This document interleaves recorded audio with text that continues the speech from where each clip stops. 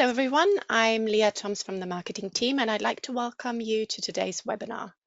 We've continued to receive many questions following Google's distrust decision of newly issued Entrust certificates from November 1st, 2024 onwards.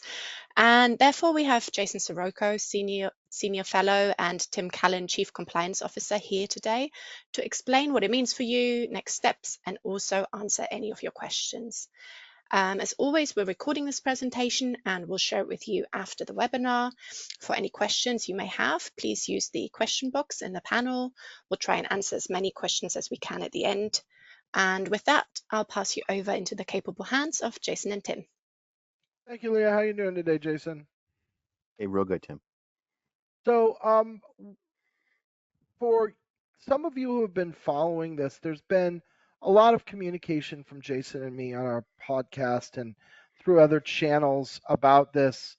We're going to do a recap of what's going on just to make sure everyone's current on the facts because this does continue to develop. But what we want to focus on today, the main part is, well, what do you do about it?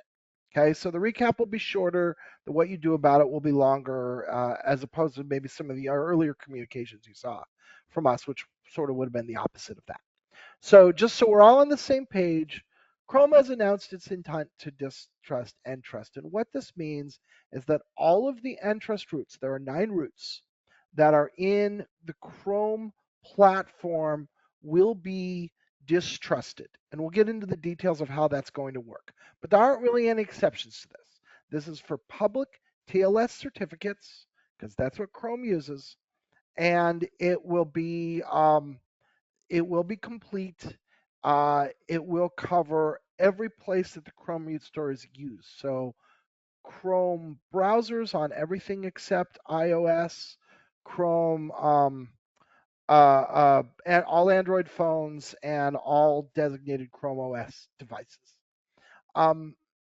And there were a lot of problems that Entrust had that led to this, including execution problems, but also including a really, I'd say,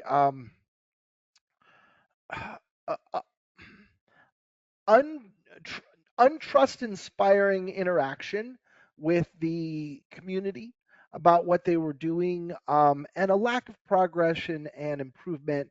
And in fact, one of the things that came out during this whole episode was that Entrust had made some unambiguous commitments 4 years ago about the fact that it would not willfully fail to perform revocations, and it just blatantly ignored them. And so when you put all of that together, the sum totality of it was just too much for Chrome, and this competence failure, but I think also concerns about the fact that Entrust appeared to display no real intention to solve its problems or get better, led to this trust. And as you can see, eroded our confidence in Entrust's competence, reliability, and integrity as a publicly trusted CA owner.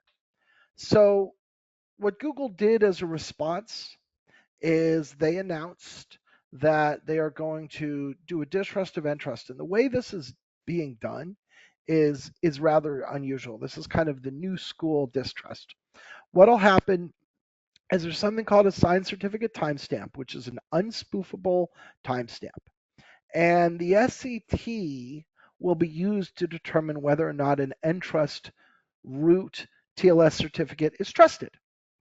And anything that's issued before or on October 31st, 2024 will be fine for its full natural lifespan.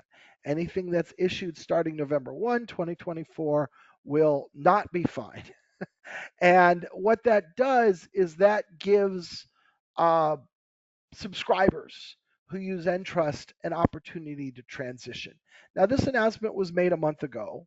They gave us 4 months. We're now down to 3. So the idea was that these subscribers would be using all 120 days to get this done. Maybe you're in the process of getting this done. Maybe you're just getting started. If you're just getting started, you got 3 months to do 4 months worth of work. So it's something you want to get going on. Jason, you want to add to this? No, that's great, Tim. Okay. So, just to be clear, this will be full distrust, right? These certs, if you go and you take a cert on an Entrust route and you put it on a website or you put it on a server, it just plain ain't gonna work. Pure and simple, no real ambiguity around that. And so with that, let's focus on now. And let me make one more point real quick. This is the Chrome situation. But there are other browsers out there too. And one of the things that we have seen is that these distrusts come in flocks. So in the past, we have not seen a major browser perform a distrust without other browsers following in the months to come. And it's only been a month. That's really fast action. We don't usually see action that fast. So we need to keep our eyes peeled for browsers like Apple and Mozilla to do the same thing. And there hasn't been any official communication from Apple, so maybe they will, maybe they won't. I don't want to put words in their mouth, uh, but but in the past we've seen a lot of corresponding action between the major browsers.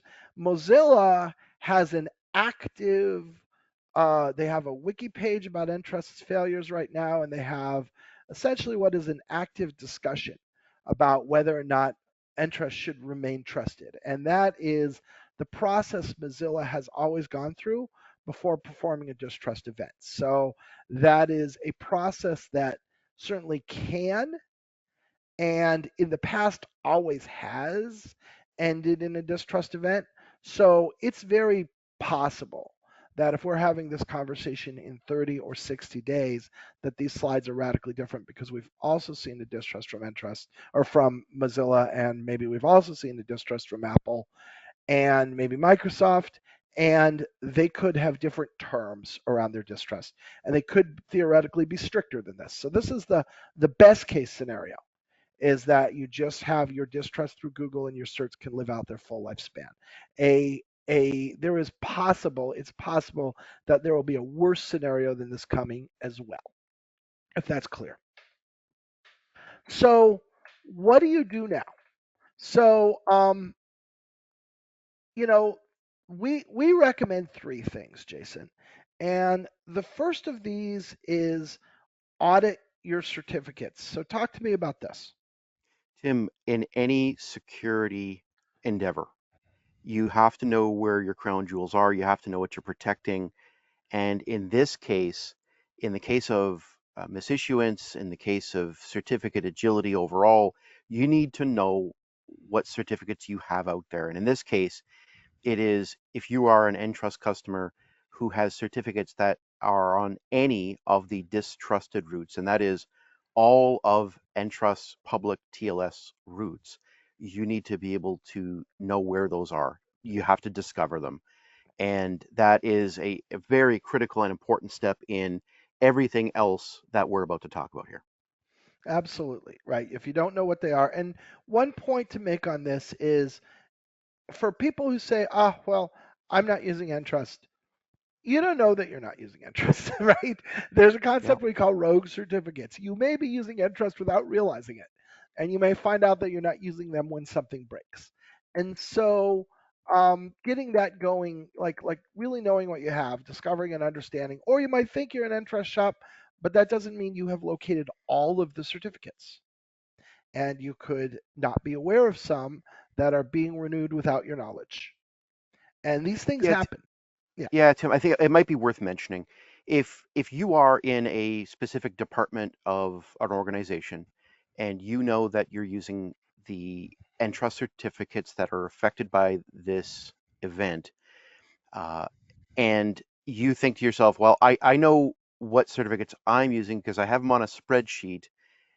That may not be completely the complete list for the rest of your organization. There may yeah, be other Entrust certificates used for other purposes within the organization.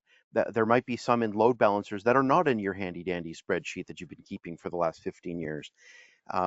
There may be hard coded public keys from from some of Entrust public routes that you have in applications that have been around a long time. I'm what I'm trying to tell you guys is please do not expect that regardless of how you've been managing your inventory of certificates, it probably is not a complete list. You should never assume it is a complete list. You need to go through a discovery process. Yeah. Thank you, Jason. And then once the discovery is done, you need to think about replacement of some of these certificates. And the reason for that, because you might say, hey, Tim, didn't you just say that everything that I issue between now and October 31st is going to run fine for its natural term? And I said, probably, right? So there's a few things to consider here. One of which is, again, we don't know what these other browsers will do. Another browser might have a harsher distrust. Another browser might have a distrust that doesn't last for the full term. And so it is possible that you're moving forward with Entrust certs that aren't going to be good for their full lifespan. The second thing to bear in mind, and Chrome was unambiguous on this, is that continued trust of these certificates for the duration of their full term is dependent on Entrust doing things properly as a CA moving forward. And I think it's very fair to say the jury's out on whether or not that will happen. There have been errors, like fundamental errors, very late, later than the distrust was announced, later than the announced reorganization in Entrust that was supposed to solve these problems. There are third-party reports from enterprises that Entrust is revoking certs or threatening to revoke certs on people who don't renew their contracts with them. All of these things are not considered kosher for a CA. These are not considered to be okay behaviors. And it is very possible that Chrome or another browser decides to accelerate this distrust if they do not believe that Entrust is meeting the minimum standards required of a CA. So even then, you can't really take to the bank that these certificates will be around in a year. And then the third point to consider in all of this is that you can't replace them. So replacement happens, it's part of certificate lifecycle management. If you have a cert that for some reason you don't trust or you don't believe in, or you want to cycle out the key, then what you can do is you do a replace. It's made available free of charge from your CA, and you publish the replacement. It co-terminates with the original cert. It has all the same details, but it is a new cert. From a PKI perspective, it is a brand new cert. And if that cert has a certificate timestamp that is after November 1, it will not work. So the pragmatic consequence of that is any certs that you're leaving in the market cannot get a replacement. Replacement goes away. And in the event that that is necessary, instead, you have to change it out for a brand new cert on a new route from a new provider. So when you look at the sum total of all of this, what we're recommending is you need to think about these certs in terms of risk. Every one of these certs, you need to say there is a non-zero risk that I'm going to have to swap this out for a cert on a different route before the natural termination of the cert, even if I don't desire to. And then look at your use cases, look at your environments, and look at the individual servers and ask yourself, how comfortable am I with that risk? And if it's a low risk kind of thing, if an outage wouldn't be all that bad, maybe employees can't schedule a vacation for a day or two, then yeah, sure, I'll take that risk. It's okay. But on the other hand, if it's something very important and the fundamentals of the business that are running won't be able to run correctly, maybe you don't want to take that risk. And so our suggestion is that you categorize your use cases by your risk tolerance and then draw a line somewhere and say, okay, these certs, they're going to get swapped out with the new CA now so that that risk goes away. These other certs, we're going to let them run their course, right? There's also a middle version where you say, okay, we're going to get these certs done by October 1, then we're going to cycle out this other tranche by the end of the year, right? Some of them will expire between now and then, and we won't worry about those. So there are a couple ways you can structure that kind of a decision tree. But this is what you should be thinking about now: is which certs am I willing to just take my chances that they're going to run their lifespan and I'm all right with that, and I'll swap them out with a new provider at the end of those, and which certs am I going to do something preemptively because I'm not all right with that. Does that make sense, Jason? Yeah, you got it, Tim. A lot of what you're saying, and I think we're going to cover this even more with the third point here, is there really is no reason to wait to do your swapping over to a new route. Yeah. Yeah.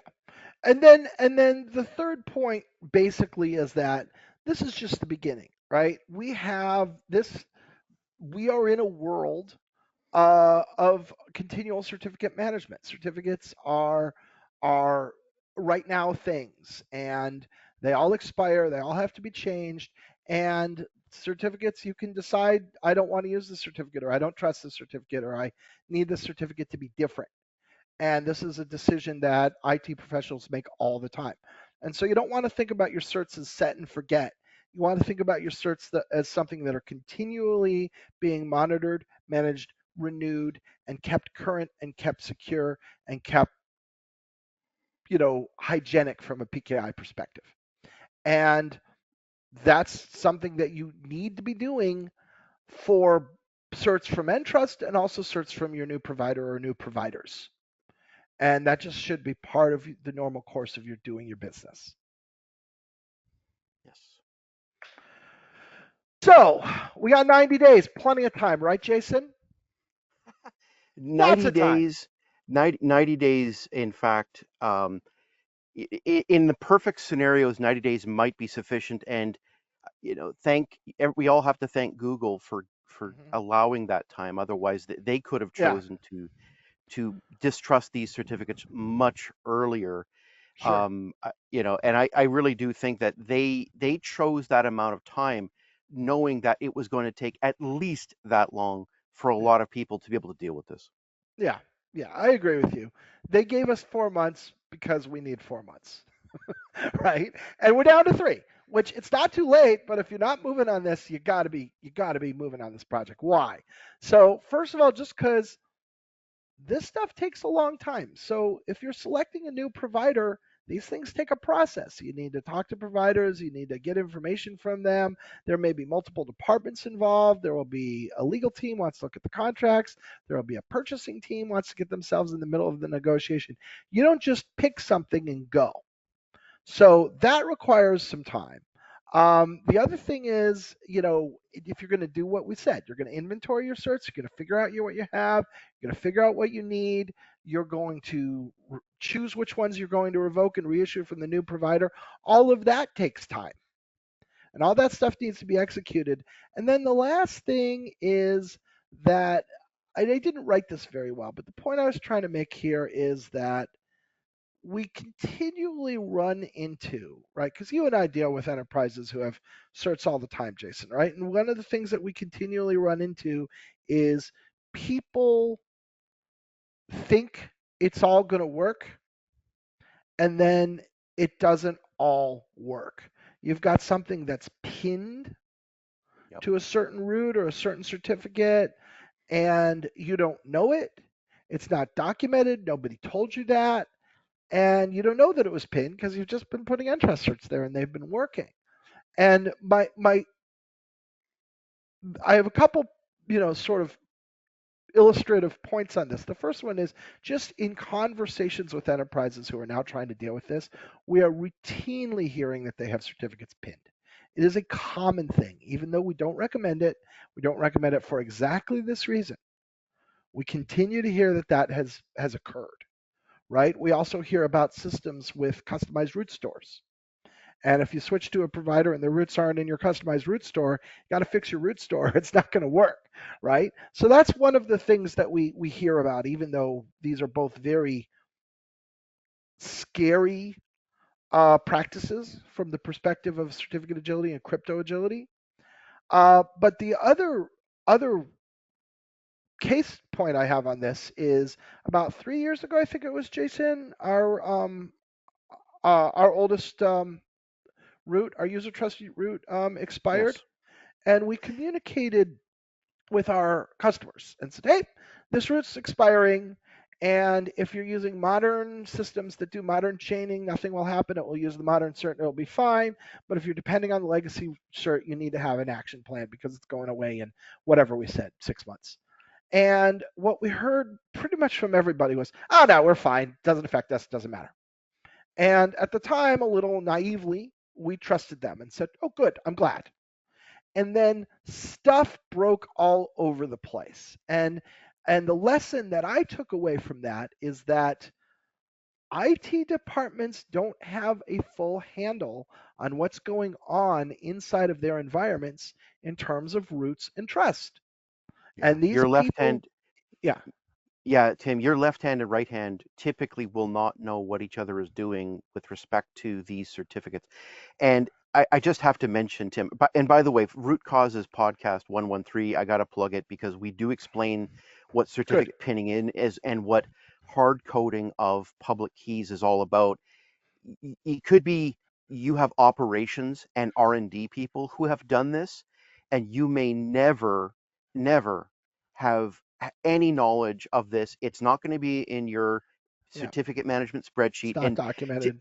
Tim, if we were talking about the distrust of a small CA where the use cases of the certs were very limited, maybe we wouldn't have to worry about this as much.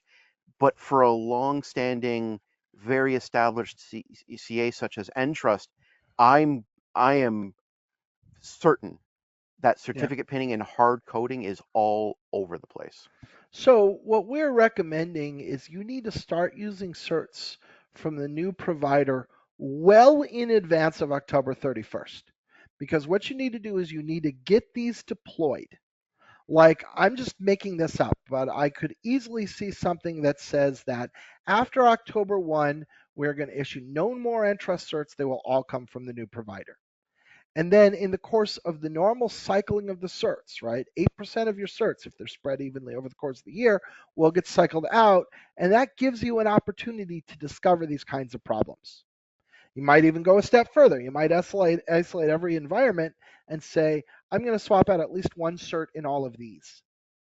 And do one on October 1 and one on October 2 and one on October 3 and do it until you did them all and wait to see if anything breaks. And you might still get caught out on this, but at least you've greatly reduced the chances of getting caught out, and you have at least given yourself a lot of opportunities to find and fix these things before you have a crisis. Because if you roll out a new cert on September 3rd and something breaks, you can quickly issue an Entrust cert, and you got 28 days to solve the problem. But if you roll out a new cert on November 3rd and it doesn't work, you're out of luck. I can see, Tim, right now, November 1, November 2, November 3, systems going down Yeah. and people saying, why did nobody tell me about this? Well, we Yeah. did tell you about this, and you need to start looking for it right now.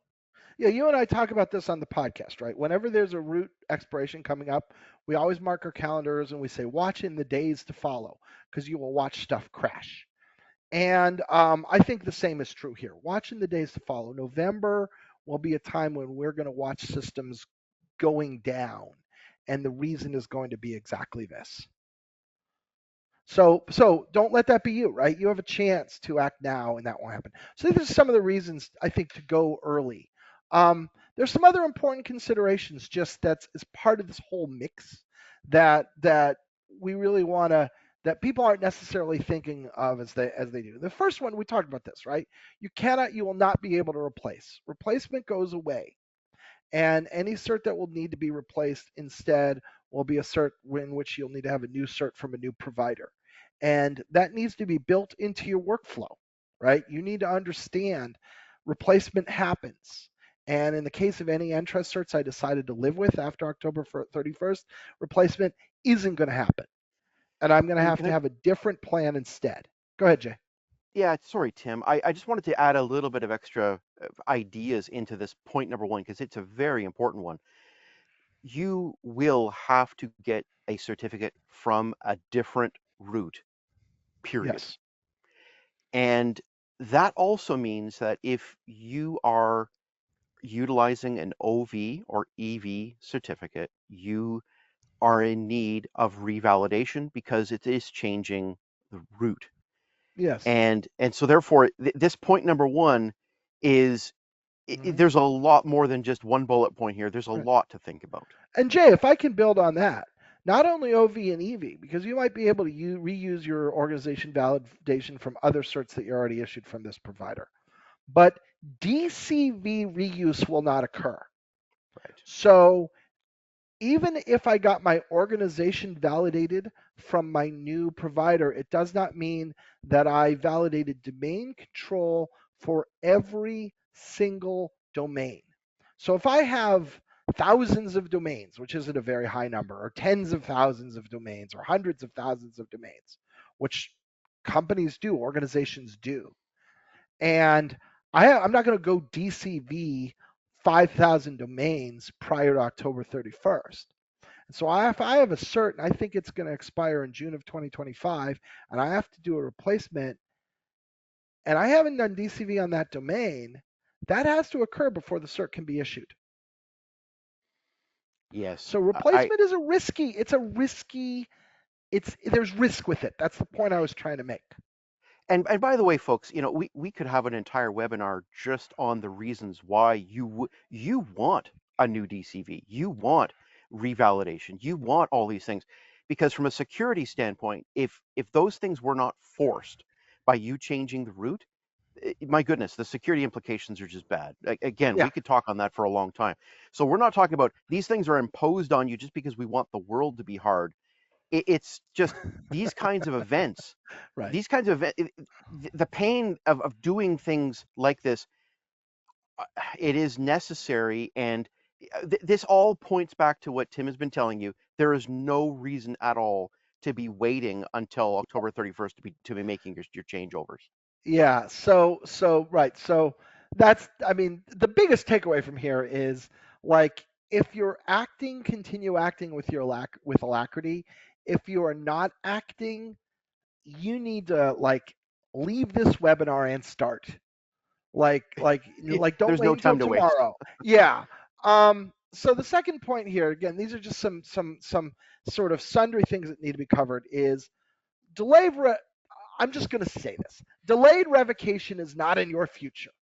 Presumably, a lot of the people who are listening to this webinar are listening to this webinar because you are historical Entrust TLS customers. And Entrust was infamous for the fact that it didn't revoke certs on time. And we have heard anecdotally, kind of through back channels, that their customers really loved the fact that they didn't revoke certs on time. So some of you listening to this call, know that I'm right. Know that you liked the fact that Entrust was going to be soft on revocation.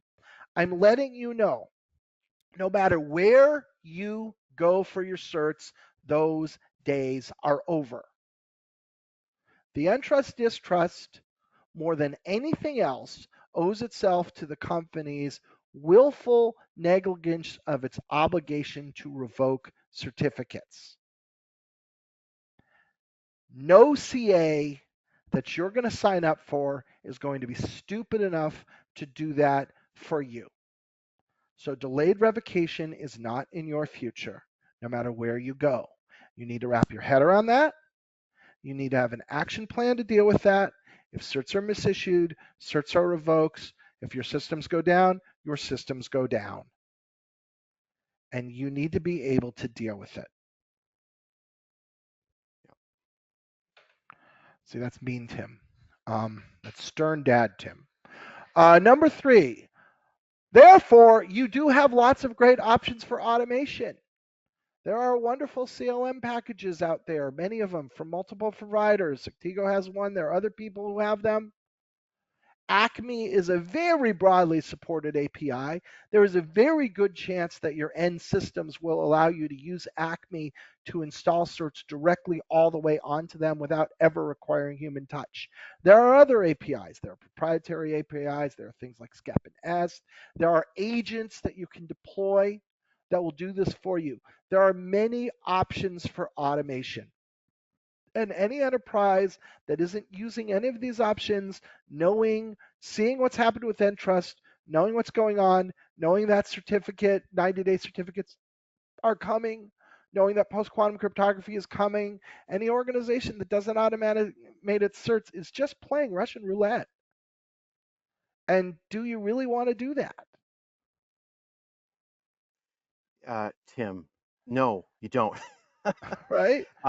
Folks, look, I think this is worth spending a moment here, Tim. Let me sit back in Sure. the not so easy chair and reflect. Um, Folks, the reason why we're in this pickle is the fact that so many CA's customers, but Entrust customers specifically, who we're talking about here today, we're not automated and did not have certificate lifecycle management. And therefore, there were decisions made about revocation that tried to perhaps be of benefit to these end customers that did not have automation, could not handle a mass misissuance and revocation event. And if there's a lesson to be learned, it's point number 3 is absolutely required.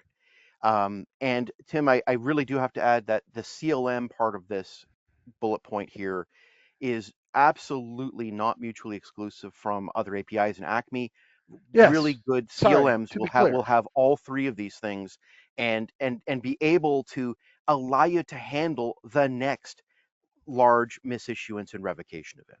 Right. And the normal outages that occur because a mistake gets made or just Yeah. a renewal gets missed.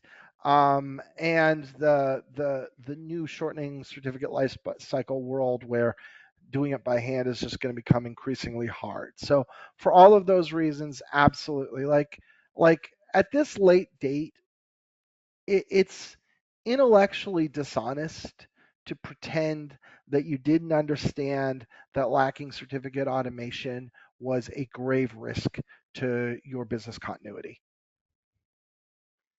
right? It was a grave Yes, risk sir. to uptime.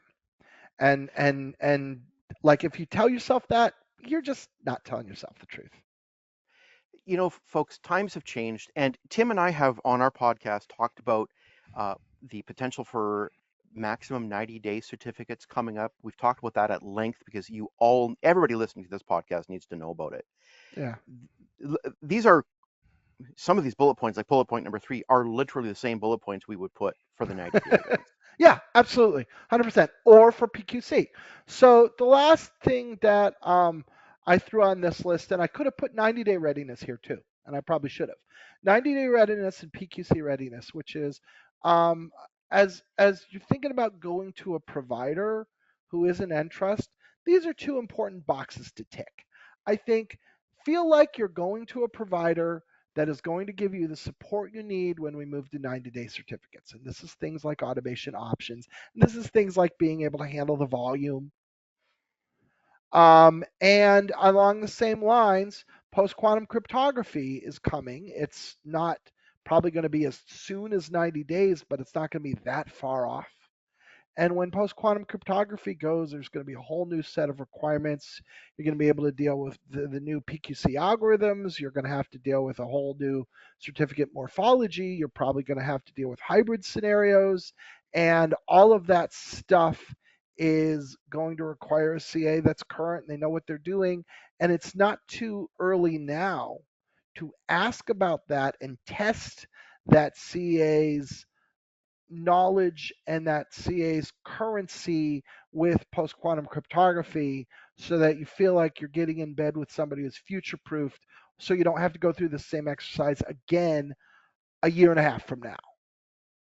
And that is also valuable now, right? Right. Like be aware these things are coming and feel good about the fact that your provider will be able to meet you and solve for you when 90-day SSL, when post quantum cryptography become real things in production that you have to live with.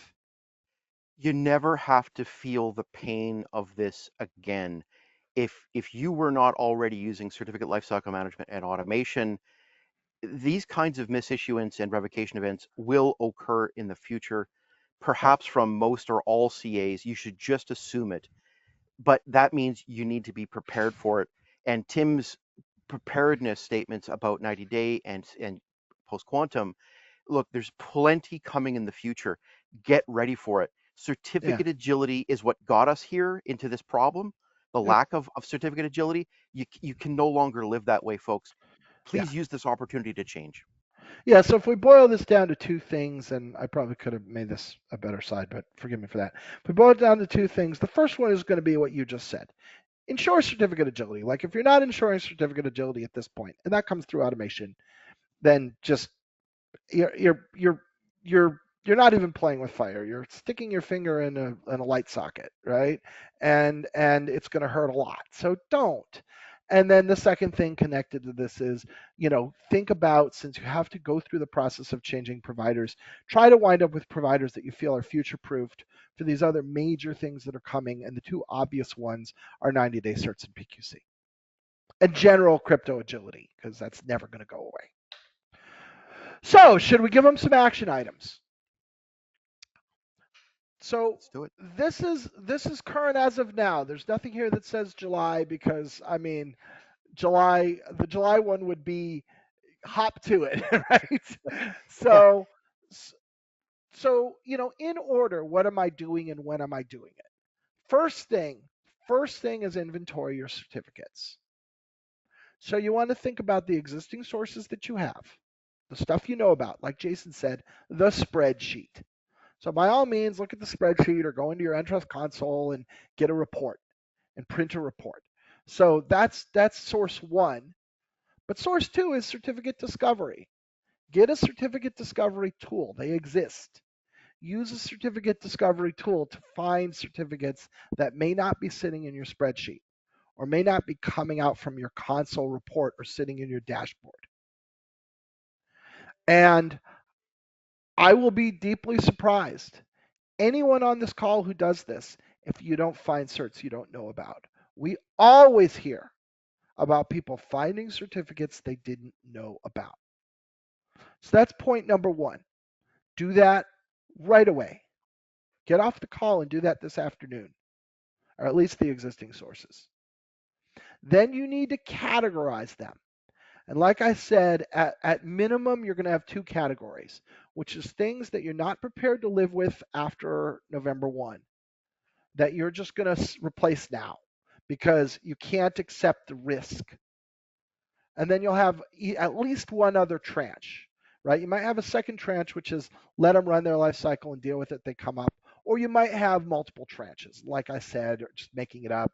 Get these by the end of the year, right? So that becomes, or get these by the end of February, or whatever it is. Get these by, that becomes your potential tranches. That's an important thing to do. You discovered your certs, you know what they are.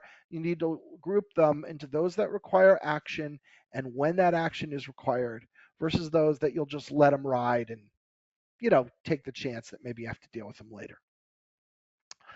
Simultaneous with 1 and 2, you want to be building a vendor shortlist. And when you're building your vendor shortlist, you want to think about your requirements. So here's a few things to think about. Think about certificate types. There are many kinds of certificates in the world. You want a vendor that's going to give you as many of those as possible, preferably all of them, right? So it's not just TLS, right? I got to get TLS, I got to get SBIM, I got to get code signing, I got to get doc signing, I got to get client certificates, I might have internal PKI. How much of this can I all get from the same vendor, right? And think about the full set of what you need.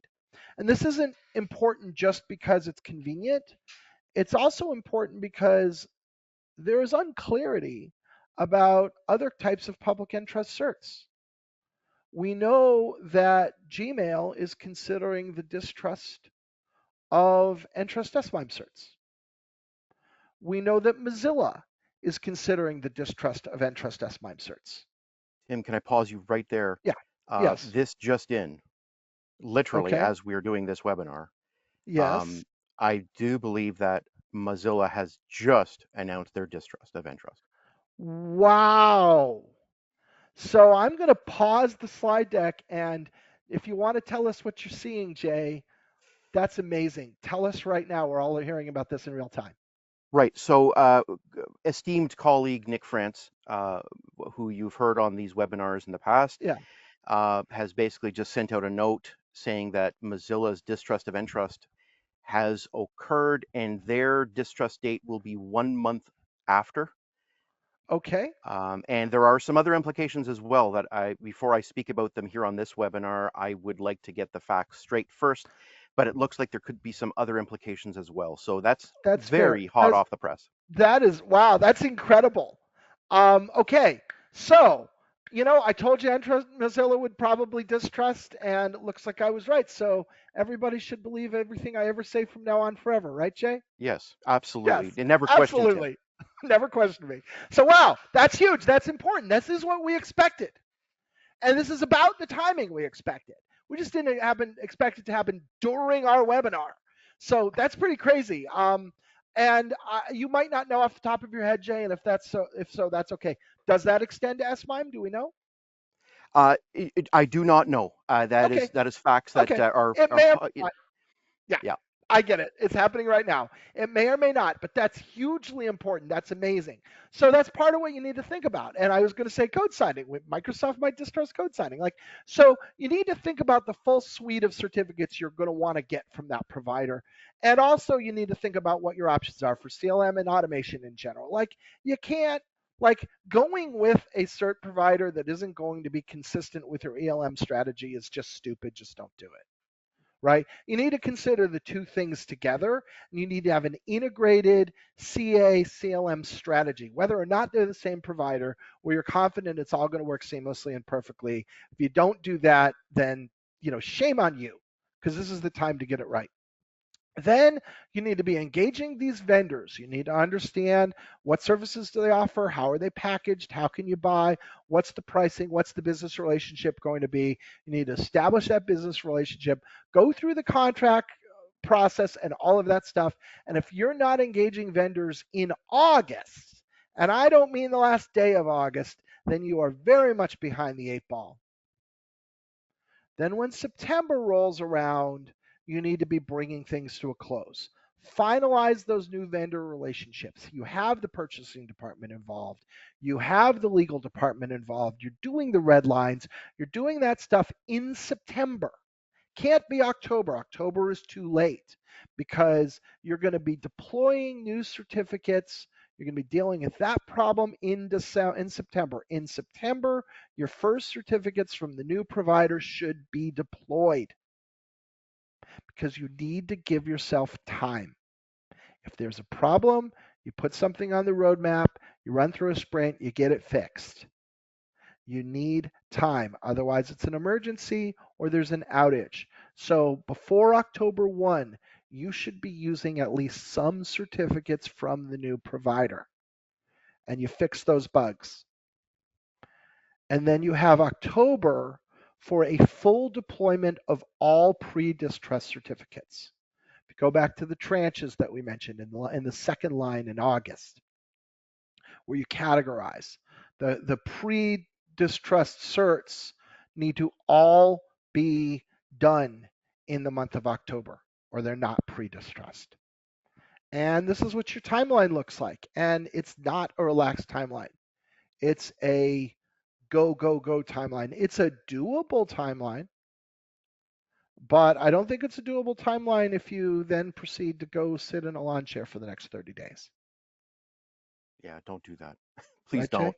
Folks, we don't want the internet to have this would be bad for our industry overall. Yeah, If we yeah. started having massive outages and just because people did not get moving. And guys, if you really want to understand the reason why we're having this webinar, one of our biggest motivations is really we want to do what's right for the industry, and we want to tell you guys you have to get going. We can't repeat that enough. Yeah. My mind is still blown that Entrust thing that came during your I'm webinar. almost shaking, Tim. This is literally only the second time in my career, and Tim, you and I have been doing this for a very long time. Yeah. This is the only second time anything this big has ever happened, and folks, Yeah. this is huge. Yeah. After Symantec, this is the biggest distrust event since Symantec. So I'm going to probably move quickly on this. These are our 5 pillars. Jason and I talk about this a lot. We think this is a really good model for thinking about things. We've talked about discovery, automatic deployment. We've talked about renewal. We've talked about revocation and replacement. Integrations with your ecosystem partners is that 5th pillar, very important. And then all of these things are enabled by visibility, and all of these things enable visibility. And so putting all of that together, this is our structure that Jason and I use to think about this model. This model has been adopted by other CLM providers, by other CAs. You kind of see this floating around now. There's a variation that's kind of similar to this from Gartner. This is becoming pretty widely accepted as the way to think about your certificate management. So these are the main components. This is what to think about. Um, and I think we probably talked about the contents of this page, and I kind of want to get to the Q&A. Is there anything here that we need to touch on, Jason, that we haven't already kind of discussed? No, I hate to say it, Tim, but even with just what you've mentioned in the last 60 seconds could be worth entire webinars and have been Yep, entire has webinars in the been in the past. past. So Yeah. yeah. Yep. But that's all. That's good. I think let's Cool. get to Q&A because I'm sure people have questions. Okay. So to make it easier, Sectigo does have this Jump Start program, and I'll just encourage you, if you're migrating over now and you want CLM automation, when you talk to your sales rep, ask them about what we can do special for you right now to ease the pain on this transition. And let's just leave that alone for the moment. The last thing I always say, uh, we only mentioned the podcast 7 times on this webinar. Jason and I give the Root Causes podcast. We've been doing this for about 5 years. We've put up more than 400 episodes. Most weeks we put up 2 episodes, and we talk about all kinds of digital certificates, PKI. We've discussed the Entrust, distrust in great detail. We've discussed the events leading up to it in real time in great detail. There are other really interesting things going on in the world of PKI and public certs right now that you want to stay current on, and we discuss those things in great detail. So please make sure that you come join us. Just look for Root Causes Podcast wherever you listen to podcasts. Will be the first one you find in the results, and subscribe, please. And with that, I think we're ready for questions. Great. And actually, one of the first questions came before you announced the Mozilla news. But could other browsers follow Chrome and also distrust Entrust? Yeah, I Yes. mean, right, yeah. And to reiterate, that's just Mozilla. I will be surprised, and I don't have any insider information, so I can say this. I will be very surprised if Apple has not performed a distrust by Halloween. And I don't know if Microsoft will or won't, because at that point it might be irrelevant. But Microsoft has done distrust like this in the past, and they might also. We could have a clean sweep. Then there are some smaller root programs, and they have the option to do it too. So, but just having Mozilla and Google Chrome both do this is pretty enormous in terms of what it means that there's no coming back from that. Tim, it's worth mentioning that if you go back to the Symantec distrust event, Mm-hmm. um, I, I think it's worth saying that the other browser root programs other than Google were in no hurry to add in Yeah, their distrust voice, right? So right. therefore, don't expect any differently this time. Why And would we expect it? absolutely, there's usually some lag because they all have to follow their process, right? And I'd be very surprised if these discussions weren't happening in the halls of both Microsoft and Apple right now. And they've got to follow their process. They're not like Chrome. They're not open source projects. They're privately held companies, so they're going to decide what they want to do internal to their own walls, and they'll let us know what they're doing when the time comes. But I would definitely be on a lookout for those 2 as well. Next question. Next question is it possible that other CAs will also be distrusted? Yeah, that's it. That's an insightful question. So that's probably coming from somebody who listens to the podcast, because we've discussed this a lot. There's a lot of CAs that are really doing a very poor job right now. There's like an epidemic of bad CA behavior, and it's a combination of incompetence and integrity flaws. And this isn't at all restricted to Entrust. We saw another CA get knocked out prior to Entrust called e-commerce monitoring. There are a number of CAs that are just can't seem to get their act together, can't seem to acknowledge that they're doing anything wrong, are openly denying criticism on public forums like Bugzilla. And my money is that you're seeing more than one additional distrust between now and the end of the calendar year. So yeah, and let's keep our eyes on that. And if you listen to Root Causes, we'll tell you when it happens.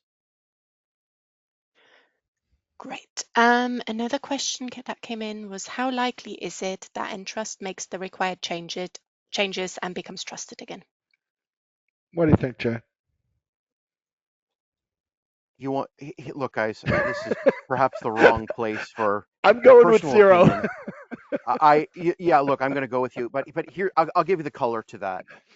If Google right now were to reverse themselves, let's just say that, let's play a mental experiment and say Google says, "Whoops, sorry, we're going to retrust these routes." I would say then, Tim, why do we have any of the rules at all? Yeah. And I do not think, I think, Tim, And during to be our clear, podcast, I think I may know where this question comes from because there was something in Google's communication saying that Entrust will have, every opportunity to get their routes re-included. And I've talked to some people who have misinterpreted that.